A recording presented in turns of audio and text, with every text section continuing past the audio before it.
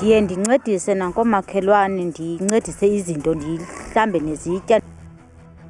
Iziphathamandla zakwa-SASSA eMpuma Koloni zingenelele kwintsindabadala kaLiziwe Mxekwa yokuma ngesaquphe kwemali yesibonelelo sabantwana bakhe abali-9. Indawo yaseNgwavuma iyona enezihlahla eziningi zamagana ukwedlula zonke indawo. Ukumkani Misuzulu kaZwelithini ufumene isivuno sokuqala se-Amarula kumsitho waminyaka le womkhosi wamagano.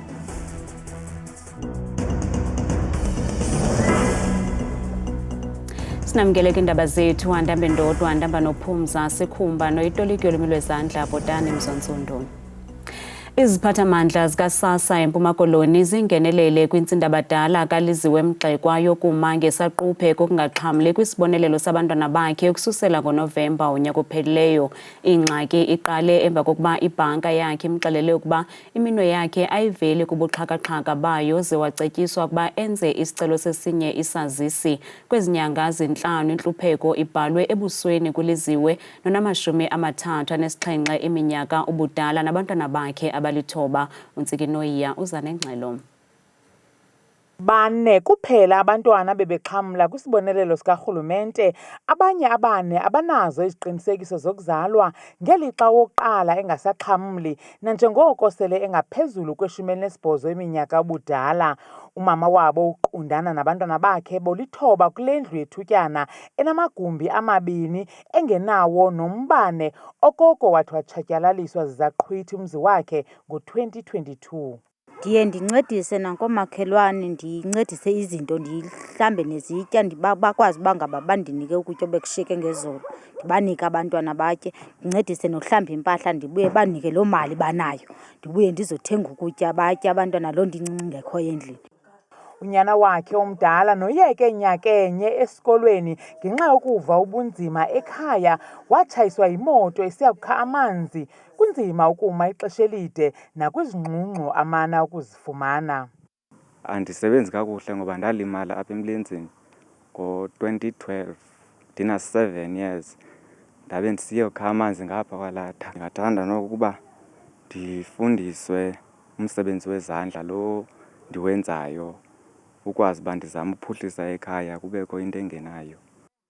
Oomakhelwane bamana ukuphosa xa abantwana belala ngephango futhi baswele neempahla zokunxiba.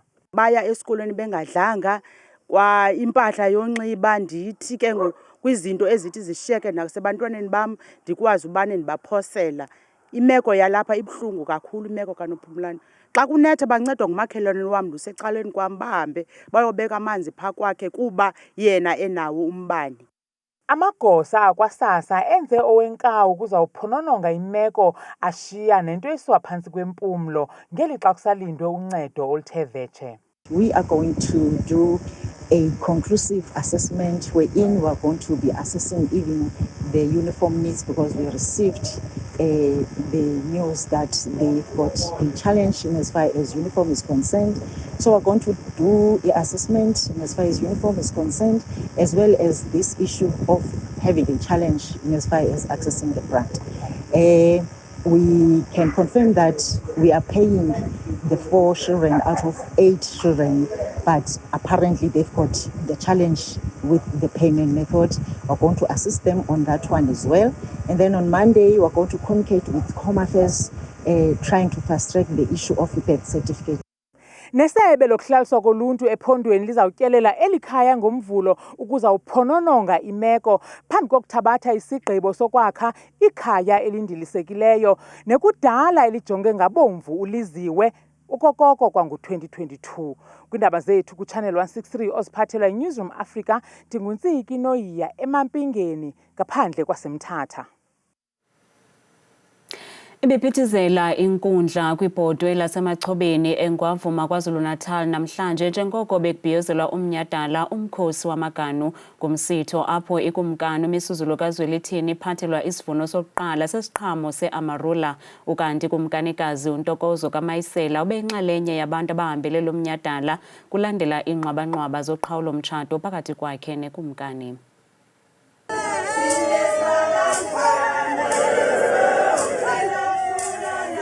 angene echulukunyathela etsho Ngcuthumazangwa lengoma. Amakhosikazi avela kwiindawo ngeendawo kwibhodwe lasebukhosini emaxhobeni engwavuma ithwele izipho zesivuno sokuqala se-Amarula. Ikumkani Khwebe imibutho eyahlukeneyo ke ukuba ithabathe inxaxheba ekulondolozweni kwendalo. Wena wendlovu bayede kumele kube nomkhankaso ukuthi zivikeleka kanjani lezi ihlahla ukuze isizukulwane sakusasa sikujabulele lokho kuyimvelo esekuphiwe uNkulunkulu siyisizwe. Ukumkani Misuzulu uvakalise ukwaneliseka ngokusebenza nzima koluntu lwaseNgwavuma ukulwa nento ayibize ngomhlaza ukukhulelwa kwabantwana abaselula.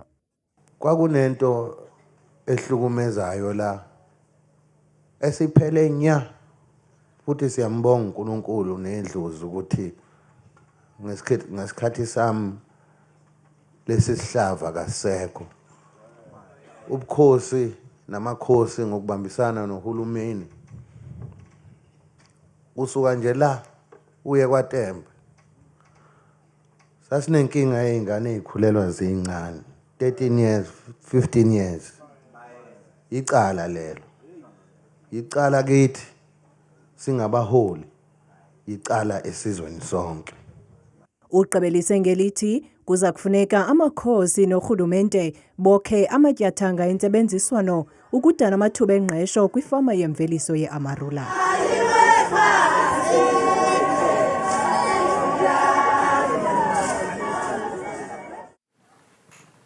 Umphathiswa wombane uGqirha Kgosientsho Ramokgopa ucele uxolo ngocimicimi wombane oqhubayo okukuzana njengoko Eskom emilisele isigaba sesithathu sikacimicimi nesiqale izolo de kube ngomvulo. Lo cimicimi uza emva kokuphelelwa ngamandla koomatshini abaphehla umbane eKuiper kunye naseKusile. In the same way that we're celebrating the exceptional work that the team has been doing, we provided that support. When there's a dip and that dip cannot be fully explained, then there has to be consequences. And that's the point I'm making. I think for the general public, what matters, when will the lights be on? And we've committed again, Monday will be on. But it's important that internally we're going to not just have honest conversation, but making sure that those who've dropped the ball, there are consequences. That's how you manage an institution. Umbutho wamanina e-ANC ubambe ingxoxo kwingxaki yokuxhatshazwa nokubulawa kwabasetyhini nabantwana kweli kwilokishi yaseKhayelitsha eKapa. Lamanina begwadla amaqhinga ukulwa lo mkhwa ukanti umongameli walo mbutho wamanina unkosikazi Sisisi Tolashe uhlaba ikhwelo lokuba onke amanina aphakame alwe nalo mkhuba. Umbutho wamanina e-ANC uthi elilizwe likulungele ukukhokhelwa ngamanina. Oku kuthethwe ngumongameli walombutho wamanina unkosikazi Nokzola Tolashe eKhayelitsha eKapa eNtshona Koloni namhlanje. Sikhalela abantwana ababulawayo, abantu comrades abareyithwayo, abantu abalambayo, abantu abahleli lokuqakeka endaweni zethu. Sithi we are ready for a woman president to lead this country. Ukanti ngokweenkcukacha manani linyuka rhoqo inani lokudlwengulwa kwabantwana kweli. Every 24 minutes, a child is raped in our country. Not 24 hours, not 24 days, every 24 minutes, a child is raped. In this beautiful country of ours, 70 years after the Freedom Charter and nearly 70 years since women like us courageously marched to the Union Building. uMadonsela ukwabethelele ingxaki yokunqaba kwemisebenzi watsho esithi ngumngeni ofuna ukunika ungqwalasela. It's not enough ukuthi abantu mabathole imisebenzi. I-social justice ithi mabathole imisebenzi ebhatalayo ukuthi bathole impilo eyimpilo ngempela. Iphondo laseNtshona Koloni lithwembende lulwaphulo mthetho lokubulawa kwabantu mihla le. Iqhula elaziwayo kweli nelikwangumdlalo imiboniso bhanyabhanya nombhali Ebenezer Dibakwane ulandulele eli lemagada ahlabayo eneminyaka engama-31 ubudala. UDibakwane usweleke izolo eRhawutini kwaye intsusa amabandla yokusweleka kwakhe ayikaziwa ngokwangoku. Eli qhula nebelibacubhula kakhulu abantu ngentsini lazenzela igama emva kokuphumelela imbasa yeSavannah Comics Choice Awards ngo-2016. Isakhono sakhe sokubhala naso saqatshelwa ngethuba echongwa kuluhlu lwababhali bemiboniso bhanyabhanya abaphume izandla kumsitho wembasa zeSAFTA. Lo kaDibakwane uza kukhunjulwa kakhulu ngokuhlekisa nokuba nesakhono esahlukileyo xa kuthelekiswa namanye amaqhula. Sinibutse kwakhona kwinqaku lethu lokuqala sithe iziphathamandla zikaSASSA eMpuma Koloni zingenelele kwintsindabadala kaLiziwe Mgxekwa yokuma ngesaquphe kokungaxhamli kwisibonelelo sabantwana bakhe abali-9 ukususela ngoNovemba wenyaka ophelileyo. Kanti abantu baphefumle ngeli nqaku kwiqonga lethu lezonxibelelwano. uPenny Masamanzi uthi mna ndibona kungekho nkathalo kwaSASSA inyanga ezingaka umntu angamkeli nabantwana bangaka ukuba baninzi uSASSA makayibuyise yonke imali kamama utyiwo-mali alude luphele kula masebe, utsho seKwelerha kwaThuba. Unathi Nomsuka yena uthi ebethuna yini kunzima kangaka Thixo izinto zibiza nakangaka yini umamuliziwe enkosi SASSA ngokungenelela. uFezile Phothelwa uthi msasazi into embi pha edutywa kusandobanjwa amagosa kwaSASSA ngezityholo zorhwaphilizo. uNandi Senuka uthi inyanga ezingakayo uSASSA akakhathali tyhini umama wabantu ide ibhalwe ebusweni intlupheko. Isixeko saseRhawutini urhulumente wephondo kunye neenkokheli kwiihostela zaseSoweto kulindeleke ukuba kwezi ntsuku zizayo baqoshelise izicwangciso zokuvuselela ngokutsha ihostela kule lokishi. Isicwangciso sangaphambili zange sibe impumelelo nangona kwachithwa imali ebalelwa kwizigidi zeerandi, kodwa kweli tyeli kukho ithemba lokuba uza kuba khona umehluko. Iihostela ezininzi ezingqonge isixeko saseRhawutini zonakele kule minyaka edlulileyo nokubangelwe kokunqongophala kweziseko ezingundoqo eziquka amanzi kunye nogutyulo nombane. Ojongene nokuhlaliswa koluntu eRhawutini uphawule ngemali zakwabelwa ezi hostela. There were issues of budget that we are trying to resolve in the department because with the city treasury. Ngoba njengamanje lokho kufuneka kwenziwe ile program ayikwenzi konke. Uthi kuza kwenziwa uphicotho zincwadi phambi kokuba baqalise ngokulungisa izakhiwo. So you need to know who's in the hostel. We need to account for the people that are residing in hostel. But you must also know their economic circumstances. Njengoba behlele ema-hostel abangaka abasebenzayo bangaki abangasebenzi.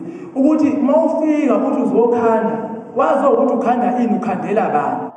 Inkokheli yasehostele ithi inethemba lokuba le ndibano iza kuza nezicwangciso ezicacileyo zokusombulula imingeni yabo yeziseko zophuhliso. Kukhona esikulangazelele kakhulu njengabahlali basehostela nesithemba ukuthi umhlangano kaMMC uzophuma nakho namhlanje ukuthi ihostela lethu lishintshwa nini libe ngama-family houses kungabi communal ngoba akusenamuntu othanda ukushare ikhishi nomunye ashare itoilet nomunye sifisa ukuhlala nathi njengabantu bonke abahlala eSoweto. Imalunga ne-230 million imali eyabelwa iphulo lokwakha ezihostele, kodwa eliphulo lasilela ngenxa yengxabano malunga nolwabiwo kunye nomba werenti.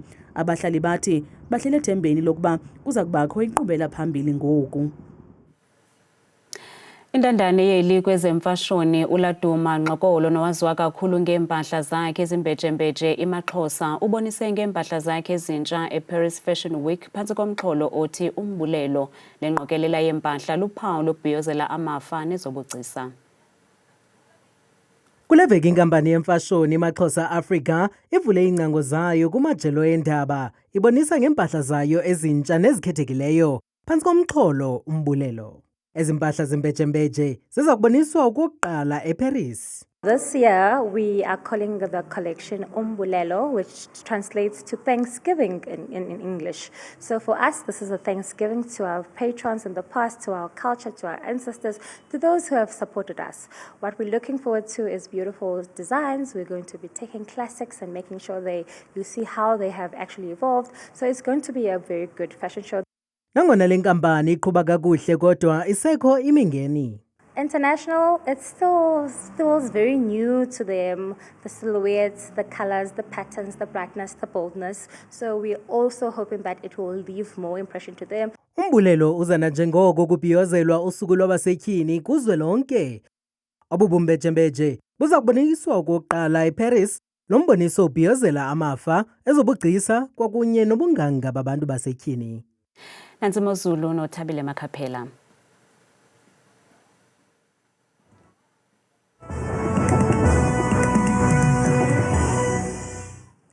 Ndibambe kasibini wethu mamqwathi nomamzanga kwideska yenu yendaba ndiyakubulisa nawe mbukeli wam apha ekhaya ndikwamkele bethuna eqongeni lam leMozulu mnake igama lam ndikuThabile Makhaphela ndiyinzwakazi yabathembu mvanje nantsi iMozulu savula bukele ekhaya ngokuphawula ke ngawo ke lo mfanekiso wethu wokuqala othi ujonge ngokubanzi kaloku kwiziganeko nje ezidlumzi apha eMzantsi Afrika futhi imeko yethu nokumaxongo kakhulu phaa kumbindi nje phaa koPriska kwasekuseni futhi bevuswa kuyela 24 degrees baqhuba nosuku futhi qobaqaba ngamafu nje yonke lamva kwedinala ngamashumi amathathu nje akhatshwa sisihlanu kanti ke wona amaqondo akho mbukele ekhaya aphantsi naphezulu loqala nqa kaloku iphondo masivule ngalo futhi liphaya ke lona empuma koloni ngamandla futhi kumantla olapho nje apha loko Jamestown eAlvana ekuseni futhi abiko yonke yantsatsa amafu phaya ngelashumi nje elikhatshwa kaloku sithoba nasemthatha ekuseni futhi ngabanda nje ngo-20 degrees bona ke benje phaya ephondweni lasefree kakhulu mbukele phaa kumbindi apha eMzantsi njengaphaa kwincam yelaphondo phaka loko koFixburg nazo futhi ezontshisane kwasekuseni nje yonke intsasa ngo-17 wehle njalo futhi apha koVelcom kusabanda nenkwankca njengephi ekuseni mbonekele ekhaya benje bona phaya ephondweni lasentshona ngamandla futhi phaka loko kuntshona indawo ezifuphi futhi nonqome phaa koFred ndal likhona limnandi futhi ilanga kwasekuseni futhi ngo-17 degrees kutshise mpela ngorhatya ngo-30 zebenje nje ke phaya ephondweni laseNorthern Cape ngomso ngamandla futhi indawo ezithanda ukuphakama kwelaphondo kokurumani kwasekuseni futhi qabaqaba ngamafu wehle njalo naphaka loko Kimberley futhi ngo-21 degrees nje yonke lantsasa yangosibukela ekhaya khawuthi cho nam njengokubanzi phaya ephondweni laseNorthwest ngomso ngamandla futhi phaka koMahikeng kwasekuseni futhi kusekuhle ngo-20 degrees wehle futhi uthe chu phaya eKlerksdorp kwasekuseni lelo shumi nje elikhatshwa sisibhozo mbukeli benje nje baphila kanje phaya ephondweni laseGauteng futhi indawo ezithanda ukuphakama kakhulu kwelaphondo njengondlunkulu waphaya kaloku eGauteng ePretoria kwasekuseni ngo-18 degrees futhi napha kumbindi eJohannesburg lishumi nje likhatshwa sisithandathu yona ke iMozulu phaya ephondweni liphakama kakhulu apha eMzantsi Afrika elophondo ke liphaya kaloku eLimpopo njengaphaya kaloku impuma yalo indawo ezifana phaya ePhalaburo kwasekuseni nazo ezontshisane zikhatshwa zimvula kakhulu ngo-20 degrees sehle njalo futhi singangxamanga phaya ephondweni lasempumalanga ngomso indawo eziphezulu kakhulu phaya kaloku koMiddleburg kucwenge nje yonke intsasa ngokufuna ngqwa ke phofu nasemalahleni keshumi nesithandathu mbukele ekhaya khawuvume wethu ekhaya ndiyivale kaloku ndiyiso ke futhi iMozulu ngokukhawuleza nje phaya ngephondo laKwaZulu Natal uphawu phela kwindawo ezifana phaya kaloku koNewcastle ekuseni futhi ngo-13 wehle njalo napha kaloku koVryheid ngo-17 kaloku sekuhle naphaya koRichards Bay neziphaluka mna ndikuthanda kangaka xesha ndimyoli